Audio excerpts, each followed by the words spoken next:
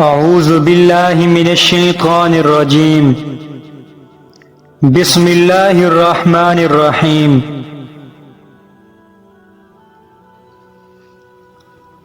پل صراط میں سے جب گزر ہوگا اس وقت تین جگہ ہوں گی، جہنم، جنت اور پل صراط۔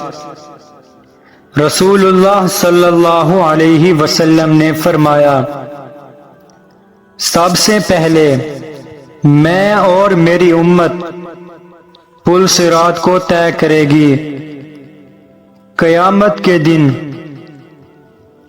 جب آسمان اور زمین بدل دیے جائیں گے اور پل صراط کے اوپر سے گزرنا ہوگا، وہاں صرف دو ہی مقام ہوں گے، جہنم اور جنت۔ جنت تک پہنچنے کے لیے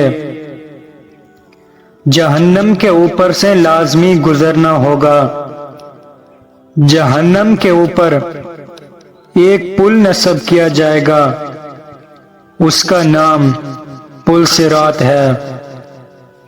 اس کے اوپر سے گزرنا ہوگا، اس کو کراس کرنے پر جنت کا دروازہ ہے، وہاں نبی کریم صلی اللہ علیہ وسلم موجود ہوں گے اور اہل جنت کا استقبال کریں گے۔ پل صراط بال سے زیادہ باریک اور تلوار سے زیادہ تیز سخت اندھیرے میں ہوگا۔ اس کے نیچے جہنم تاریکی میں ہوگی، سخت، تیز اور غضبناک آگ ہوگی۔ جب لوگ اس کے اوپر سے گزریں گے تو ان کے اعمال کا وزن ان کے پیٹھ پر ہوگا۔ اگر ان کے گناہ زیادہ ہوں گے تو اس کے بوجھ کی وجہ سے ان کی رفتار کم ہو جائے گی، اور جو آدمی گناہوں سے ہلکا ہوگا اس کی رفتار پل صراط سے تیز ہوگی۔ لوگ اپنے گناہوں کی وجہ سے پل صراط سے نیچے پھسل کر گریں گے، جو سیدھا جہنم میں جائیں گے۔ ان کے شور شرابے کی وجہ سے پل صراط پر بہت خوف طاری ہوگا۔